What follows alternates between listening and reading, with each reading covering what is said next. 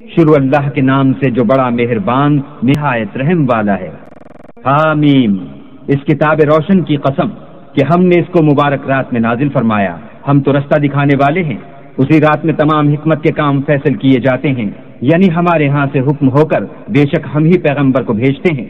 یہ تمہارے پروردگار کی رحمت ہے، وہ تو سننے والا جاننے والا ہے۔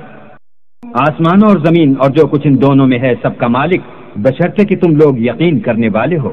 اس کے سوا کوئی معبود نہیں، وہی جلاتا ہے اور وہی مارتا ہے، وہی تمہارا اور تمہارے پہلے باپ دادا کا پروردگار ہے۔ لیکن یہ لوگ شک میں کھیل رہے ہیں، تو اس دن کا انتظار کرو کہ آسمان سے صریح دھواں نکلے گا جو لوگوں پر چھا جائے گا، یہ درد دینے والا عذاب ہے۔ اے پروردگار، ہم سے اس عذاب کو دور کر، ہم ایمان لاتے ہیں۔ اس وقت ان کو نصیحت کہاں مفید ہوگی جبکہ ان کے پاس پیغمبر آ چکے جو کھول کھول کر بیان کر دیتے تھے۔ پھر انہوں نے ان سے منہ پھیر لیا اور کہنے لگے یہ تو پڑھایا ہوا اور دیوانہ ہے، ہم تو تھوڑے دنوں عذاب ٹال دیتے ہیں مگر تم پھر کفر کرنے لگتے ہو۔ جس دن ہم بڑی سخت پکڑیں گے تو بے شک انتقام لے کر چھوڑیں گے۔ اور ان سے پہلے ہم نے قوم فرعون کی آزمائش کی اور ان کے پاس ایک عالی قدر پیغمبر آئے جنہوں نے یہ کہا کہ اللہ کے بندوں یعنی بنی اسرائیل کو میرے حوالے کر دو، میں تمہارا امانت دار پیغمبر ہوں، اور اللہ کے سامنے سرکشی نہ کرو، میں تمہارے پاس کھلی دلیل لے کر آیا ہوں، اور اس بات سے کہ تم مجھے سنسار کرو اپنے اور تمہارے پروردگار کی پناہ مانگتا ہوں، اور اگر مجھ پر ایمان نہیں لاتے تو مجھ سے الگ ہو جاؤ۔ تب موسیٰ نے اپنے پروردگار سے دعا کی کہ یہ نافرمان لوگ ہیں۔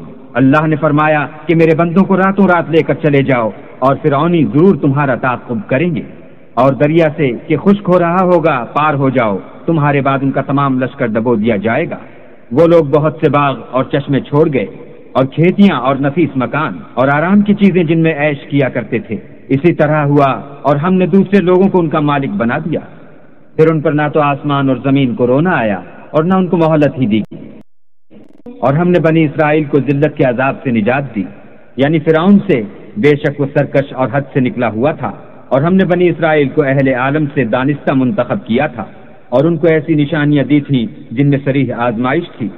یہ لوگ یہ کہتے ہیں کہ ہمیں صرف پہلی دفعہ یعنی ایک بار مرنا ہے اور پھر اٹھنا نہیں، بس اگر تم سچے ہو تو ہمارے باپ دادا کو زندہ کر لاؤ، بھلا یہ اچھے ہیں یا تبا کی قوم اور وہ لوگ جو تم سے پہلے ہو چکے ہیں، ہم نے ان سب کو ہلاک کر دیا، بے شک وہ گناہ گار تھے۔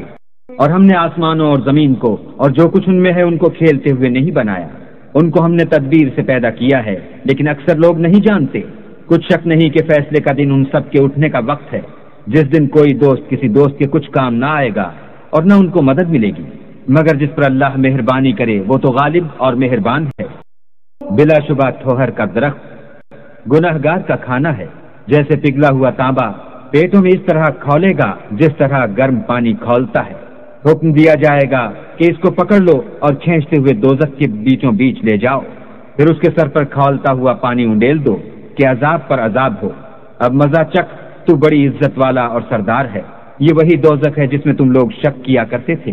بے شک پرہیزگار لوگ امن کے مقام میں ہوں گے، یعنی باغوں اور چشموں میں، حریر کا باریک اور دبیز لباس پہن کر ایک دوسرے کے سامنے بیٹھے ہوں گے، وہاں اس طرح کا حال ہوگا، اور ہم بڑی بڑی آنکھوں والی سفید رنگ کی عورتوں سے ان کے جوڑے لگائیں گے، وہاں خاطر جمع سے ہر قسم کے میوے منگائیں گے اور کھائیں گے، اور پہلی دفعہ کے مرنے کے سوا کہ مر چکے تھے موت کا مزہ نہیں چکھیں گے، اور اللہ ان کو دوزخ کے عذاب سے بچائے گا۔ یہ تمہارے پروردگار کا فضل ہے، یہی تو بڑی کامیابی ہے۔ ہم نے اس قرآن کو تمہاری زبان میں آسان کر دیا ہے تاکہ یہ لوگ نصیحت پکڑیں، بس تم بھی انتظار کرو، یہ بھی انتظار کر رہے ہیں۔